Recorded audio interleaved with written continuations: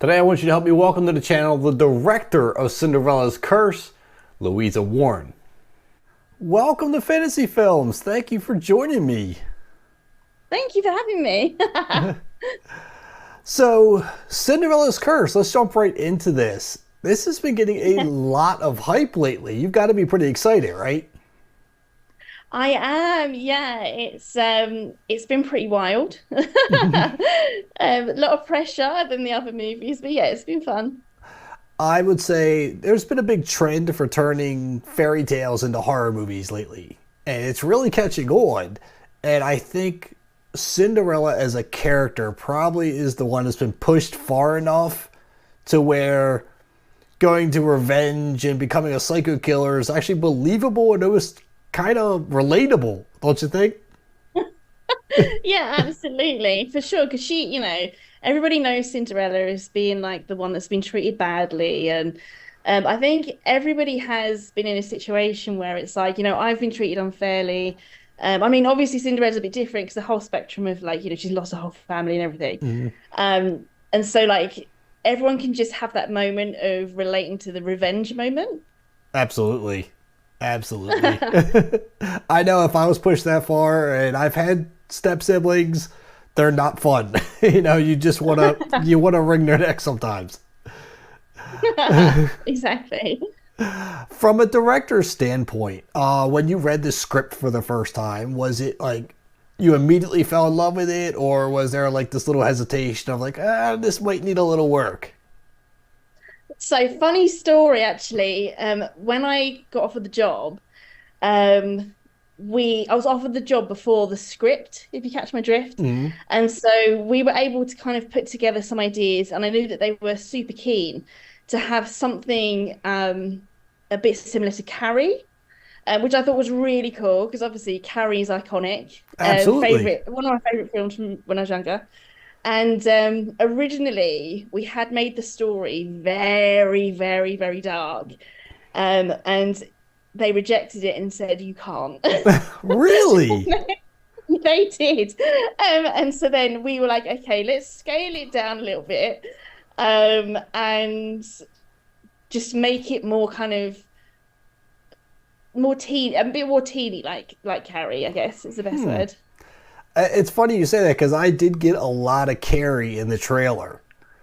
So, I mean, Yeah. if that's what you're going for, you succeeded.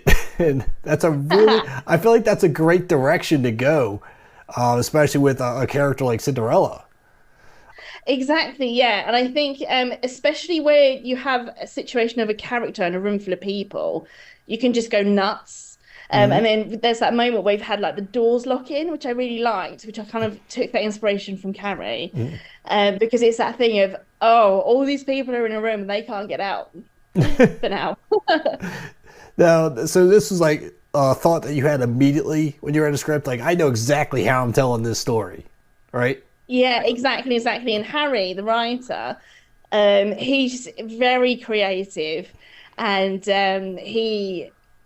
sometimes what we do with the deaths, we leave them blank and then just kind of work it out with the special effects artists. But Harry likes putting in suggestions, which are mental. And so yeah, so Harry's a cool one to have on board because he'll write this flawless script and it will just be absolutely nuts.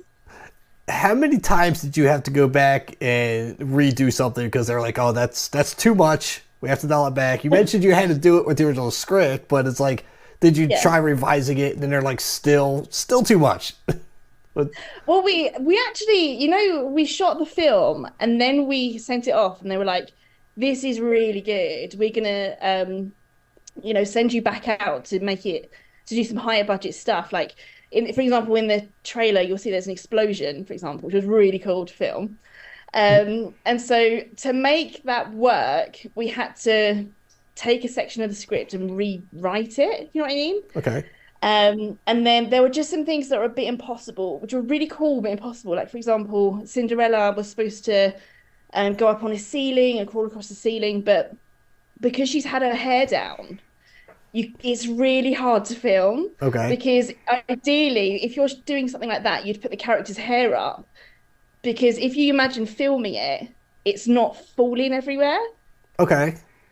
Do you know what I mean? Because I'm you'd getting film it. it shooting down, and so realistically, if you're filming like that, looking with her looking at the camera, the hair would be perfectly slicked back. But if her hair's down, you'd want it to be like falling in front of the camera, but Okay. you can't fake that. Yeah, so yeah, All right. things like that we have to change. When you're filming scenes like that, do you go into like a different mental state, or do you get stern with the actors and get like angry with them if they don't get it right, or are you still just like very relaxed? No, those actors go through so much. They go through so much, bless them.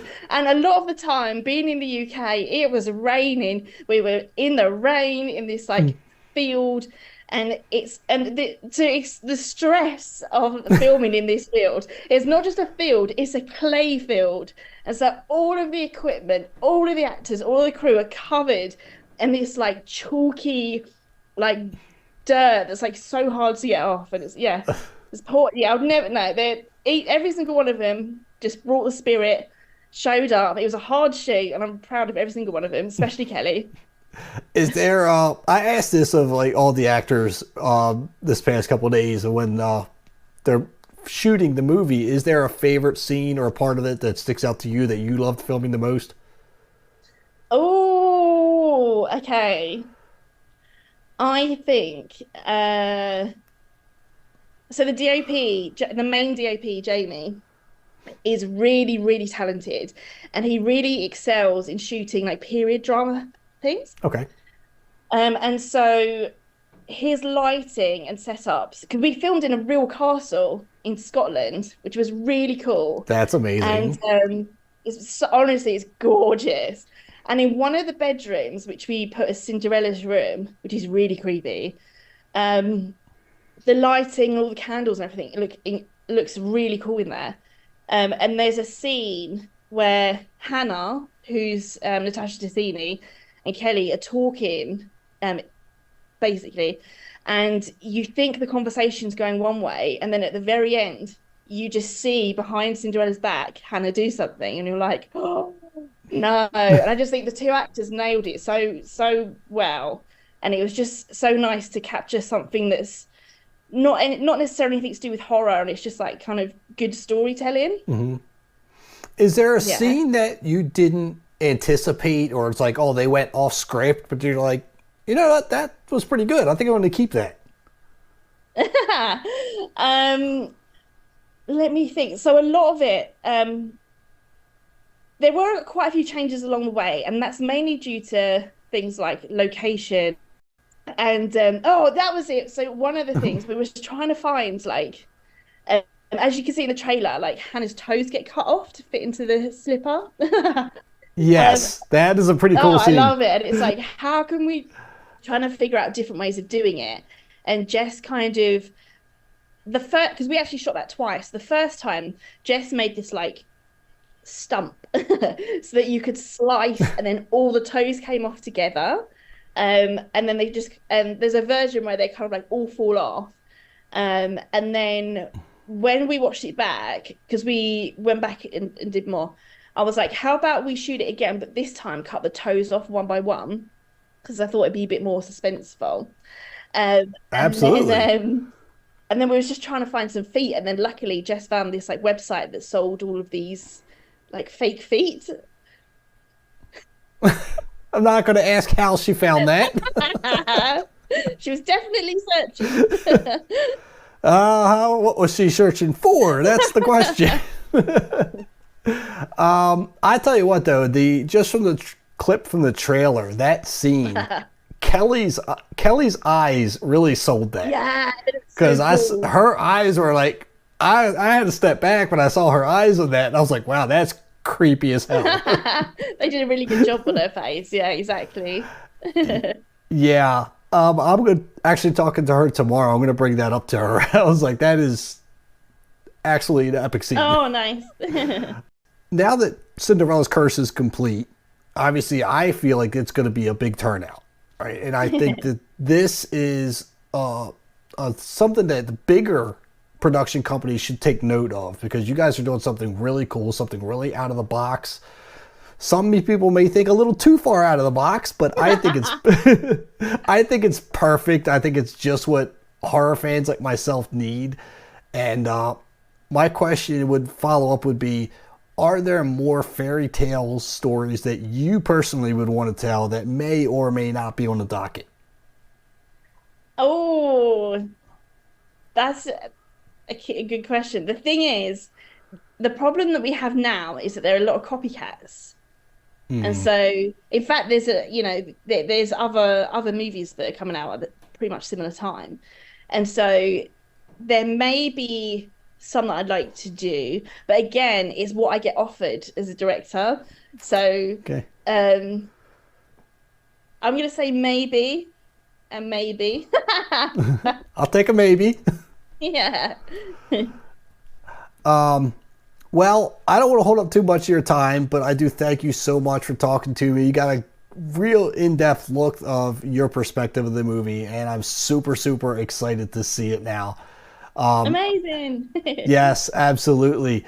So going out, again, thank you so much. And I will be 100% the first one in line to check out this movie. Yay! I hope you enjoy it, and let me know what you think. I will drop you a message and let you know exactly what I thought when it was done. Amazing. Thank you so much. Thank you for being here.